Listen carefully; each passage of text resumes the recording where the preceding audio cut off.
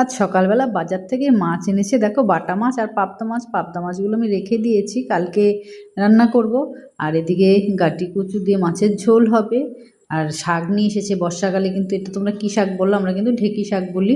তো যাই হোক, এই শাকটা কিন্তু বর্ষাকালে ওই জলের মধ্যে থাকে একটু, যাই হোক সেই জন্য কিন্তু একটু ভালো করে ধুয়ে নিতে হয়। আমি কিন্তু শাকগুলো কেটে নিলাম, অনেকটা সময় লেগেছে আস্তে আস্তে কেটে নিয়ে এই যে এবার একটু গরম জলে ধুয়ে নেব। মানে শাকটা ভালো করে ধুয়েছি, তারপর শেষে গরম জল দিয়ে গরম জলে কিন্তু ভিজিয়ে রেখেছিলাম। তো যাই হোক, শাক রান্না করব। আর এদিকে যে মাছের ঝোলটা কষানো হয়ে গেছে, এবার মাছগুলো ছেড়ে দেব। তো ভাবছো গাটি কচু কেন রান্না করি? আরে বর্ষাকালে এটা আমাদের প্রত্যেক মানে দুদিন পর পর যখন বাজারে যায় নিয়ে আসে, তো আমার বড় ভীষণ ভালোবাসে খেতে, সেই জন্যই রান্না করছি। তো এই ছিল রান্না। আর শাক আনলে কিন্তু এইভাবে গরম জলে অবশ্যই ধুয়ে নেবে, কারণ বেশি আবার সেদ্ধ করলে শাকে নাকি ভিটামিন চলে যায়, কিন্তু যতই হোক রাস্তাঘাটে থাকে, নোংরা থাকে, ধুয়ে নিলে ভালো। তো ভিডিওটা এখানেই শেষ করছি, খাবার দিতে হবে।